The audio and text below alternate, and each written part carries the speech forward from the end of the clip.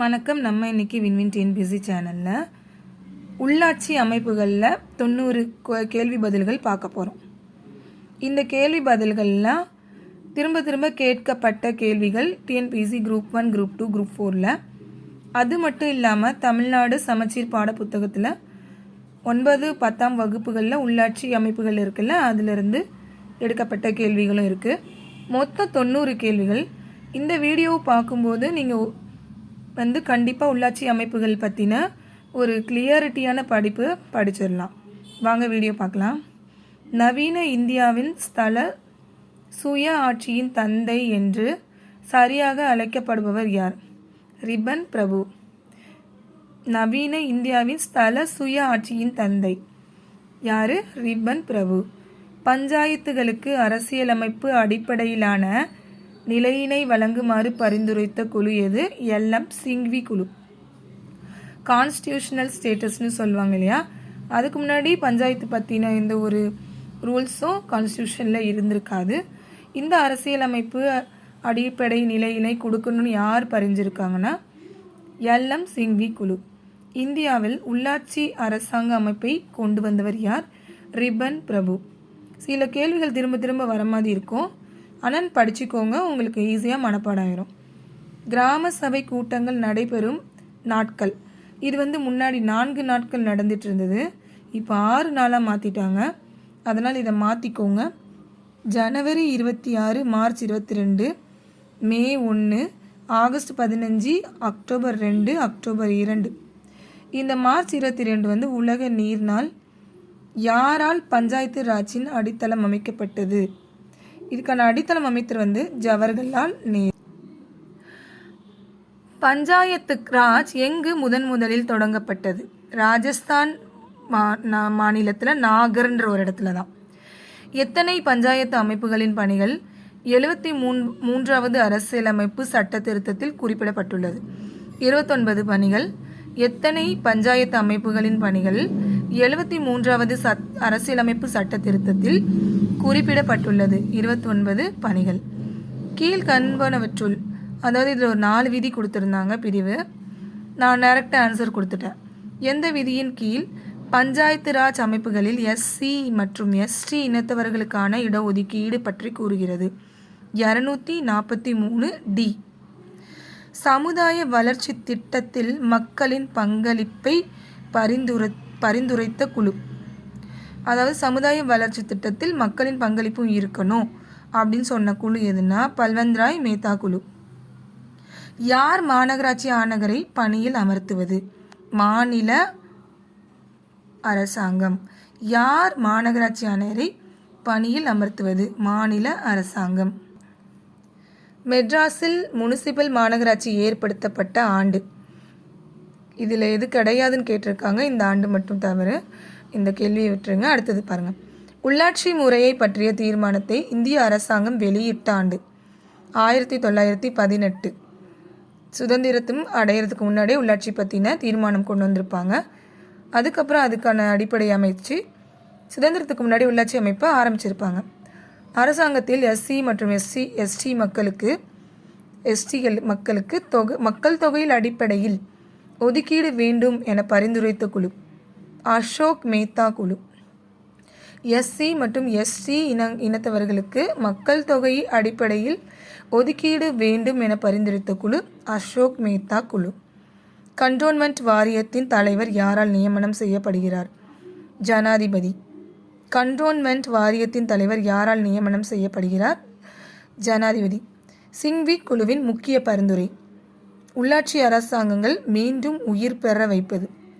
சிங்வி குழுவின் முக்கிய பரிந்துரை உள்ளாட்சி அரசாங்கத்தினை மீண்டும் உயிர் பெற வைப்பது. பஞ்சாயத்து குழு அமைக்கப்பட்ட ஆண்டு 1956. இந்தியாவுக்கு பஞ்சாயத்து வேணும், பஞ்சாயத்து குழு வேணும், அமைப்பு வேணுன்றதுக்காக ஒரு குழுவை ஆரம்பிச்சிருப்பாங்க.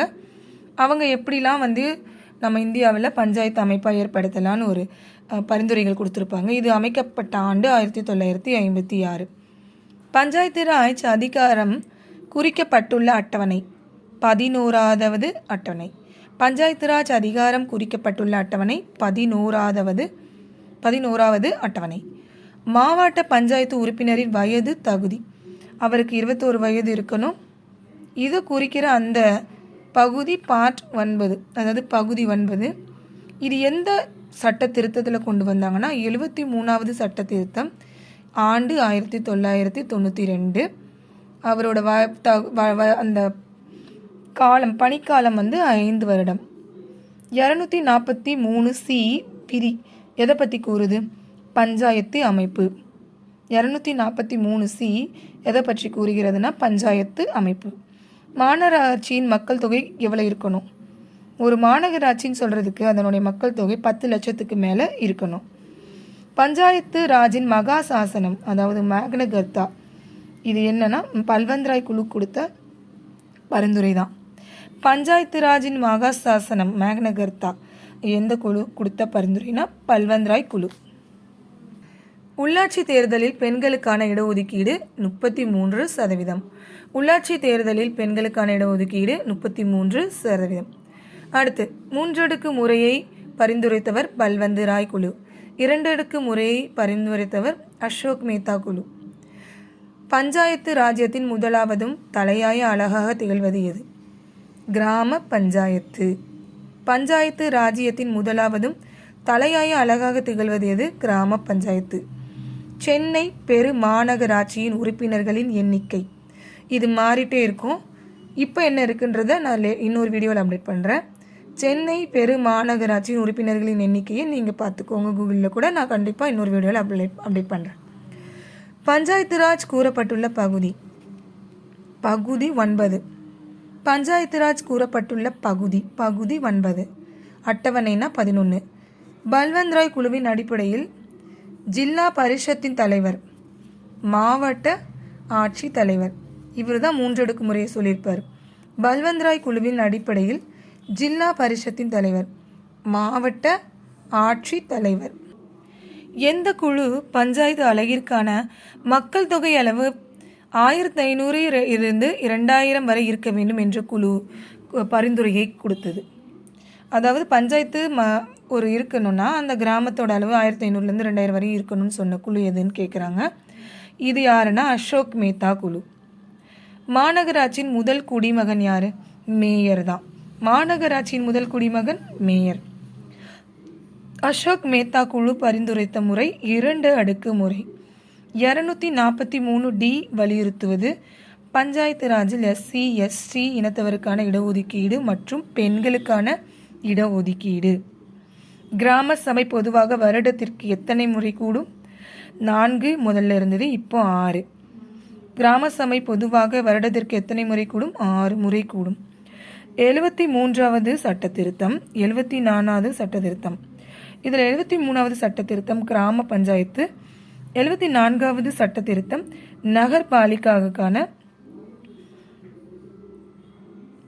அமைப்புகளுக்கான விதிகளெல்லாம் சொல்லியிருக்கோம். இப்போது சில குழுக்கள், பஞ்சாயத்து தொடர்பான குழுக்கள், அவங்களோட முக்கிய பரிந்துரை, எல்லா பரிந்துரையும் கிடையாது, முக்கியமான பரிந்துரை. பல்வந்த் ராய் குழு சமுதாய மேம்பாட்டு திட்டத்தின் செயல்பாடுகளை ஆராய்தல். சமுதாய மேம்பாட்டு திட்டத்தின் செயல்பாடுகளை ஆராய்தல். அசோக் மேத்தா குழு பஞ்சாயத்து ராஜ் நிறுவனங்களை பலப்படுத்துதல். LM சிங்வி குழு பஞ்சாயத்து ராஜ் நிறுவனங்களை மேலும் பலப்படுத்துதல். GVK ராவ் குழு ஊரக மேம்பாட்டு வறுமை ஒழிப்பு. இந்த அசோக் மேத்தா குழுவில் நிறுவனங்களை பலப்படுத்துதல்னு தான் இருக்கும். அது எப்படி இன்னும் கொஞ்சம் பெருசாக டெவலப் பண்ணணும்னு சொன்னதான் LM சிங்வி. இந்த குழு வந்து அசோக் மேத்தா குழுக்கு அடுத்த குழுவாக தான் அமைஞ்சது. முதல்ல ஆரம்பித்த குழு வந்து பல்வந்த் ராய் குழு தான். இது வந்து ஒரு குரூப் 2ஓட கொஸ்டின், நல்லா படிச்சுக்கோங்க. பஞ்சாயத்து ராஜ் சேர்க்கப்பட்டுள்ள பட்டியல், இது எந்த பட்டியலில் இருக்குன்னா மாநில அரசு பட்டியலில் தான் இருக்குது. உங்களுக்கு தெரியும் இல்லையா, சில அதிகாரங்கள், அதிகார பகிர்வுன்னுவாங்க, அது வந்து சென்ட்ரல் கிட்டேயும் ஸ்டேட் கிட்டேயும் இருக்கும். பஞ்சாயத்து ராஜோட அதிகார பகிர்வு யார்கிட்ட இருக்குன்னா மாநில அரசு தான். அப்புறம் பஞ்சாயத்து ராஜோட எலெக்ஷனும் மாநில அரசோட எலெக்ஷன் கமிஷன் தான் நடத்தும். பல்வந்த் ராய் குழுவின் பரிந்துரைத்த தேசிய வளர்ச்சி குழுவில் ஏற்றுக்கொள்ளப்பட்ட ஆண்டு, அதாவது பல்வந்த் ராய் குழு வந்து 1956 குழு அமைச்சிருப்பாங்க. பரிந்துரை செய்திருப்பாங்க. அது ஏற்றுக்கொள்ளப்பட்ட ஆண்டு 2 வருடங்கள் கழித்து 1958. அடுத்த கொஸ்டின், ராஜீவ் காந்தியால் பஞ்சாயத்து ராஜ் ஆய்வுக்காக உருவாக்கப்பட்ட குழு. இப்போ எல்எம் சிங்வி 1958க்கு அப்புறம் பஞ்சாயத்து ராஜை ராஜஸ்தான்லேருந்து ஆரம்பித்து ஒரு மாநிலமாக ஆரம்பிச்சிருப்பாங்க. இது எந்த அளவுக்கு போய்கிட்டு இருக்குன்னு கண்டுபிடிக்கிறதுக்காக ஒரு அனாலிசிஸ் பண்ணுறதுக்காக ஆரம்பித்தது தான் எல்எம் சிங்வி குழு. இதை யார் உருவாக்கியிருப்பாங்கன்னா ராஜீவ் காந்தி. பஞ்சாயத்து ராஜ் அமைப்பில் முக்கிய செயல்துறை உறுப்பு மாவட்ட அளவில் ஜில்லா பரிஷத் வடிவத்தில் இருக்க வேண்டும். அதாவது ஜில்லா பரிஷத்துன்ற ஒரு அமைப்பு இருக்கணும், அதுதான் முக்கியமான செயல்துறை உறுப்பாகவும் இருக்கணும்னு சொன்ன அமைப்பு யார்? முதல் நிர்வாக சீர்திருத்த ஆணையம். அசோக் மேத்தா குழு எத்தனை பரிந்துரைகளை கொடுத்தது? 132. இதோட இந்த 132 பொதுவாக சொல்ல வர விஷயம் பஞ்சாயத்து ராஜை மேம்படுத்த வேண்டும், மேலும் பலமாக பலப்படுத்த வேண்டும் சொன்னவர் எல்எம் சிங்வி குழு. அடுத்து 33 விழுக்காடு பெண்களுக்கு வழங்கும் சட்ட திருத்தம் பஞ்சாயத்து ராஜில் 74வது சட்ட திருத்தம். 33 விழுக்காடு பெண்களுக்கு வழங்கும் இடஒதுக்கீடு சட்ட திருத்தம் 74 சட்ட திருத்தம். பல்வந்த்ராய் குழு அமைக்கப்பட்டதற்கான காரணம் சமுதாய மேம்பாட்டு திட்டங்கள். பல்வந்த்ராய் குழு அமைக்கப்பட்டதற்கான காரணம் சமுதாய மேம்பாட்டு திட்டங்கள். மாவட்ட ஊரக வளர்ச்சி முகமை அமைக்கப்பட்ட ஆண்டு 1980. மாவட்ட ஊரக வளர்ச்சி முகமை அமைக்கப்பட்ட ஆண்டு 1980. பஞ்சாயத்து ராஜின் அமைப்பின் கீழ்நிலை கிராம சபை. அடுத்த கொஸ்டின் அப்புறம் ஆன்சர் பண்ணுறேன். இந்தியாவின் முதல் மாநகராட்சி எது? சென்னை தான். ரிப்பன் பிரபு ஸ்டார்ட் பண்ணியிருப்பாங்க. 73வது சட்ட திருத்த மக்கள் தொகையில் எந்த அளவிற்கு கீழுள்ள ஒரு மாநிலம் இடைநிலை அமைப்பை உண்டாக்க முடியாது? பஞ்சாயத்து சமிதி. அந்த இடைநிலை அமைப்போட பேர் பஞ்சாயத்து சமிதி. 20 லட்சத்துக்கும் குறைவாக மக்கள் தொகை இருந்ததுன்னா அவங்க பஞ்சாயத்து சமிதியை அந்த மாநிலம் அந்த கிராமத்துக்கு வழங்க முடியாது, அந்த மாநிலத்துக்கு வழங்க முடியாது. பஞ்சாயத்து ராஜ்யம் துவக்கி வைக்கப்பட்ட ஆண்டு அக்டோபர் 1959, அதாவது அக்டோபர் 2. பஞ்சாயத்து ராஜ்யம் துவக்கி வைக்கப்பட்ட ஆண்டு அக்டோபர் 2, 1959. பல்வந்த்ராய் குழு 1956 ஏற்படுத்தப்பட்டு அதனுடைய பரிந்துரைகள் 1958 ஏற்றுக்கொள்ளப்பட்டு 1959 தான் அது துவக்கி வைக்கப்பட்டுள்ளது.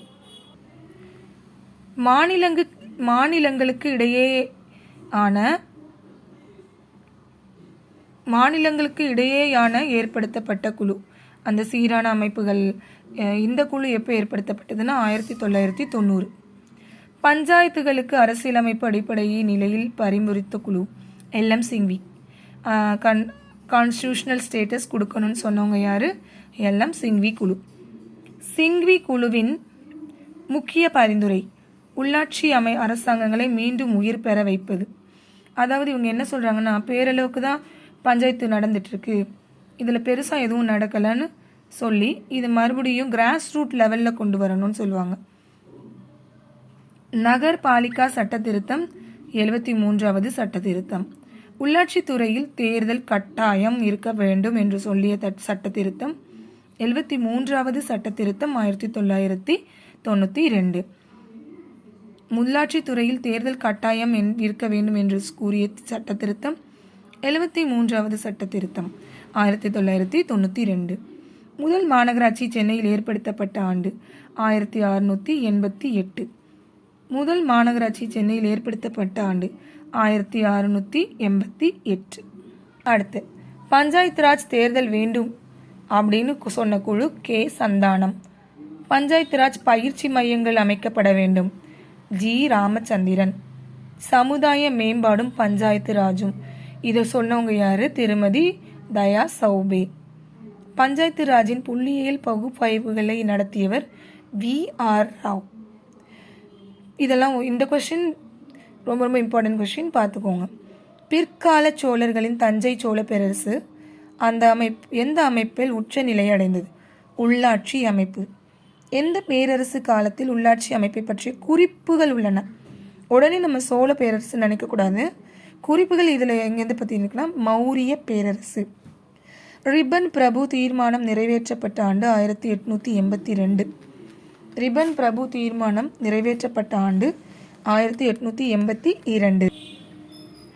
பஞ்சாயத்து ராஜ் அமைப்புகள் கிராமங்களிலிருந்து நகரங்களுக்கு வரை கட்டமைக்கப்பட வேண்டும் என்று யாருடைய திட்டமாக இருந்தது? காந்தியடிகள். பஞ்சாயத்து ராஜ் அமைப்புகள் கிராமங்களிலிருந்து நகரங்களுக்கு வரை கட்டமைக்கப்பட வேண்டும் என்பது யாருடைய திட்டமாக இருந்தது? காந்தியடிகள். 1995 ஆண்டு பஞ்சாயத்து ராஜ் சட்டத்திற்கு அடிப்படையாக நிகழ்ந்த 2 திட்டங்கள். சமூக அபிவிருத்தி திட்டம் 1952, தேசிய நீட்டிப்பு திட்டம் 1953. இது வந்து 1958 தாங்க. நான் இந்த நம்பரை விட்டுட்டேன். 1958 ஆண்டு பஞ்சாயத்து ராஜ் சட்டத்திற்கு அடிப்படையாக நிகழ்ந்து 2 திட்டங்கள். சமூக அபிவிருத்தி திட்டம் 1952, தேசிய நீட்டிப்பு திட்டம் 1953. 74வது சட்ட திருத்தம் கொண்டு வரப்பட்ட ஆண்டு 1992. இது 92 கொண்டு வந்தாலும் தமிழ்நாடு பஞ்சாயத்து ராஜ் சட்டம் நடைமுறைக்கு வந்த ஆண்டு 1994. அதிலிருந்து 2 வருடங்கள் கழித்து தான் வந்திருக்கும். 2 மில்லியனுக்கும் குறைவான மாநிலங்களில் எந்த முறை பஞ்சாயத்து இயங்குகின்றன? உங்களுக்கு சொல்லியிருக்கேன், 20 லட்சத்துக்கும் குறைவான மக்கள் தொகை உள்ள மாநிலங்களில் 2 அடுக்கு முறை பஞ்சாயத்து தான் இருக்கும்.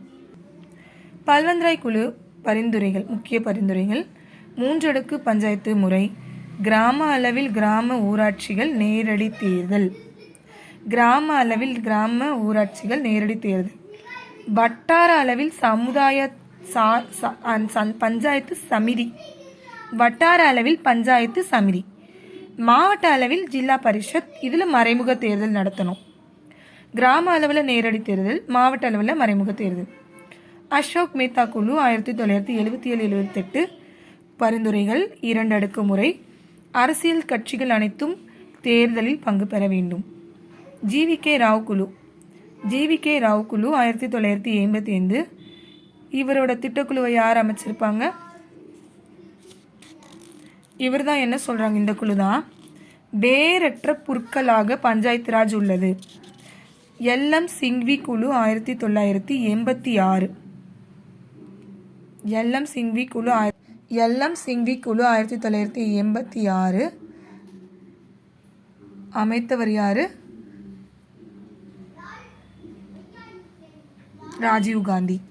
ஸோ இவங்க என்ன கொண்டு வராங்கன்னா 73-74 சட்ட திருத்தத்திற்கு அடிப்படையாக அமைந்த பரிந்துரைகளை சொல்கிறாங்க.